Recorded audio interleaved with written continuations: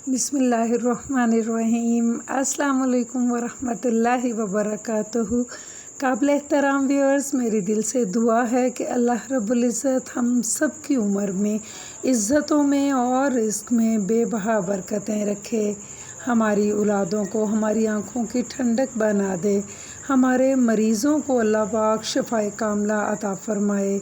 और जो हमारे प्यारे हमसे जुदा हो चुके हैं, अल्लाह ताला उन्हें अपनी जवारे रहमत में बुलंद मुकाम अता फ़रमाए। आमीन या अरहमुर राहिमीन।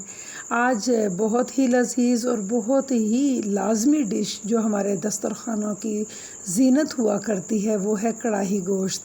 मैं बहुत ही सिंपल और बहुत ही सिंपल मसालों के साथ, अंदाज़ भी सिंपल होगा और मसाले भी सिंपल होंगे, लेकिन इंतहाई लज़ीज़ सालन जो है आपके साथ ऐसे टिप्स के साथ शेयर करूंगी कि इसे बहुत आसानी के साथ सारे बिगनर्स बना पाएंगे। गोश्त आप लोगों ने धो लेना अच्छे से। ये मटन के साथ बनने जा रही है, तो यहाँ पर ये 1 kg से थोड़ा ज़्यादा है गोश्त। आपने इसे अच्छे से वॉश करना है, कुकर में डालना है। सबसे पहला मरहला है इसे गलाने का। तो इसमें हम सबसे पहले इतना पानी डालेंगे कि ये गोश्त जो है ये अच्छे से डूब जाए, इसके अंदर डिप हो जाए। नमक मैं इसके अंदर 1 टीस्पून भर के डाल रही हूँ। इसके अलावा कोई मसाला नहीं शामिल करेंगे और इसे कुकर लगा के छोड़ देंगे जब तक कि ये अच्छे से गल नहीं जाता। गोश्त का गलना बहुत ही लाजमी शर्त है। इसे हल्का सा भी कच्चा नहीं रहना चाहिए, 100% डन होना चाहिए।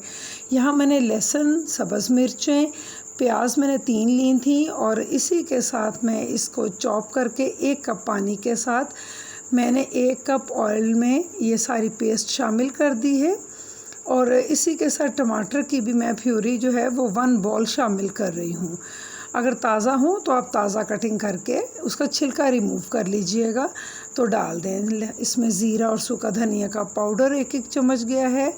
सुरख मिर्च इसमें 2 टेबलस्पून लेवल गई है। नमक मैंने 1 टीस्पून इसमें भी डाला है, 1 मैंने गलने वाले गोश्त में डाला था। हल्दी मैंने 1/2 टीस्पून डाली है। और इस तरीके से ये बिल्कुल घरेलू मसालों के साथ ये कढ़ाई तैयार हो रही है और इसमें बनाने में आपको बिल्कुल भी दिक्कत नहीं आएगी। सारे मसाले मैंने ग्राइंड किए हुए हैं।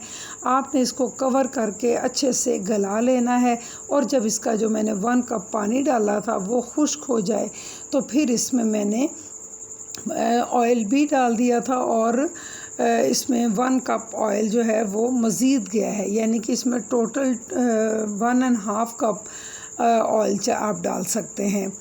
तो इसमें ऑयल थोड़ा ज़्यादा जाएगा क्योंकि इसकी भुनाई होनी है और फिर इसने तरी भी छोड़नी है, तो वो आप देख लीजिएगा। अगर 1.5 से आपका काम बनता है तो 1.5 कप ऑयल डाल लें, या अगर थोड़ा ज़्यादा डालना है तो ये पकाई करते हुए या भुनाई करते हुए आपको अंदाज़ा इंशाल्लाह हो जाएगा। गोश्त बेहतरीन गल चुका है। इवन देन के जब मैंने इसमें ये निकाला है तो इसके बाद जब मैं इसको भून रही थी तो इसकी हड्डियाँ जो थीं, बोन्स जो थीं, वो बिल्कुल सेपरेट हो रही थी और मैंने उनको साथ साथ ही निकाल भी दिया ताकि बाद में सालन खाते हुए दिक्कत ना हो फैमिली को। तो ये देखिए माशाल्लाह, इसके अंदर अब मैं शामिल करूँगी 1 बॉल दही का। दही का खट्टा होना जो है ये सालन को नुकसान पहुंचाता है। हमें चाहिए कि जब भी इस तरह सालन में दही का इस्तेमाल करें तो फ्रेश दही का इस्तेमाल ही करें। तो इसमें ये 1 बॉल दही चली गई है और अब आप इसको भूनेंगे।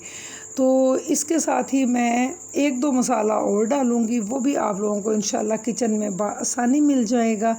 इसके अंदर मैंने बिल्कुल भी बाज़ार की या मार्केट का ब्रांड का कोई भी पैकेट शामिल नहीं किया, लेकिन फिर भी इंतहाई लज़ीज़ ये सालन तैयार हुआ था। इसे हमने फुल्कों के साथ इस्तेमाल करना है या ख़मीरी रोटी के साथ। तो ये देखें, कुछ साबित 4-5 दाने हमने इसके ले लिए मिर्चों के, और ये कसूरी मेथी 1 चम्मच लेके तो हाथों पे मसल के इसे मैंने शामिल किया है। और साथ ही में इसमें जाएगी 1 टीस्पून भर के गरम मसाला जो आपने घर में पीस के रखा होता है, क्योंकि मैंने शुरू में कोई भी साबित खड़े मसाले शामिल नहीं किए। और ये लास्ट पे ये मसाला डाल के आपने इसको मिक्स करना है अच्छे से और इसके बाद इसको दम पे लगा देना है और यूँ हमारा झटपट सालन तैयार हो जाएगा। आपने सब्ज़ मिर्चों को भी कटिंग कर लेना है और इसके साथ ही आपने कुछ लेमन स्लाइसेस भी काट लेने हैं, क्योंकि जब आप इसको खा रहे होंगे तो आप लोगों ने इसके ऊपर लेमन जूस स्क्वीज़ करके ही खाना है। ये इसकी कंपल्सरी टिप है और इसके साथ आपको बहुत मज़ा आने वाला है। अगर आपको मेरी आज की रेसिपी और आज की टिप्स और आज की गाइडलाइन पसंद आई है तो आप लोगों ने वीडियो को ज़्यादा से ज़्यादा लाइक करना है और अपने दोस्तों में इसे शेयर करना है। और अगर अभी तक आप लोगों ने मेरे चैनल को सब्सक्राइब नहीं किया तो उसे भी कर लीजिए और साथ में बेल आइकन का बटन होता है उसे ज़रूर प्रेस कर लीजिएगा। इसके साथ आपको हमारी आने वाली लेटेस्ट वीडियोस का जो नोटिफिकेशन है वो फ़ौरी मिल जाता है और आपको हमारी आने वाली डिशेस देखने में मिलती हैं। अगर आप लोगों को मैं ये कहूँ कि आपकी सपोर्ट हमें हासिल है तो इसमें कोई दो राय नहीं। माशाल्लाह आप लोगों का प्यार मुझे मिलता रहता है और आप लोगों के मैसेजेस भी मिलते रहते हैं। आपकी मैं बेहद मशकूर हूँ।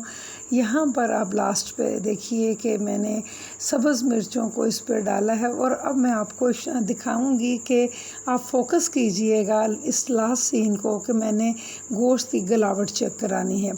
जो कढ़ाई होती है इसकी सबसे बड़ी खूबसूरती है ही गलावट। अगर आपका गोश्त बहुत अच्छे से गला हुआ ना होगा तो इस सालन को खाने का मज़ा आता ही नहीं है। तो यहाँ मैंने आपको दिखा दिया है कि माशाल्लाह चूँकि गर्म बहुत था मैं हाथ से तोड़ के नहीं दिखा रही थी। तो यहाँ आप देखिए इसका अंदाज़ा लगाइए कि माशाल्लाह गोश्त जो है वो रेशा रेशा हो चुका है अल्हम्दुलिल्लाह।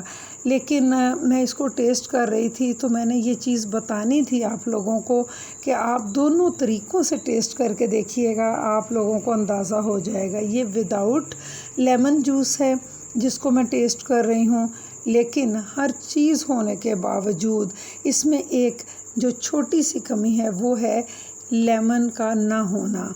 तो यहाँ ये हमारा फ़र्ज़ है कि हम ये ज़रूर अपने बिगनर्स के साथ अपने व्यूअर्स के साथ शेयर करें कि आप देखिए कि इसके अंदर लेमन आप लोगों ने ज़रूर ऐड करना है।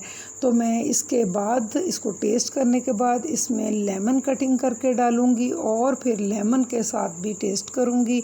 यकीन माने कि इंतहा का फ़र्क है और ये आप लोगों ने ज़रूर कढ़ाई गोश्त बनाते हुए लेमन को लाज़मी ख़रीदना है। उसके साथ आप चाहें तो जिंजर स्लाइसेस भी कटिंग कर सकते हैं। तो इन्हीं तमाम इंडिकेशंस के साथ, इन्हीं तमाम टिप्स के साथ मैं पाकिस्तान के लिए दुआ कर लेती हूँ कि अल्लाह मेरे वतन पाकिस्तान के ख़ित्ते की आपने हिफाजत करनी है और इसके मुहाफ़िज़ों की भी हिफाजत फरमाइए, उनके अहलो अयाल की भी हिफाजत फरमाइए। और यहाँ पर मैं उन तमाम बच्चों के लिए दुआ करती हूँ जो इस वक्त एग्ज़ाम्स की और रिज़ल्ट्स की कंडीशन में हैं और दुआएं कर रहे हैं खूब खूब। अल्लाह ताला सबके वालिदैन की दुआएं उनकी औलाद के हक़ में कबूल फ़रमाए और सब ही को सरबुलंदियाँ और सरफराजियाँ अता फ़रमाए। इन्हीं दुआओं के साथ इजाज़त चाहती हूँ। इंशाअल्लाह दोबारा किसी डिश के साथ मुलाकात होगी। तब तक के लिए अल्लाह निगहबान।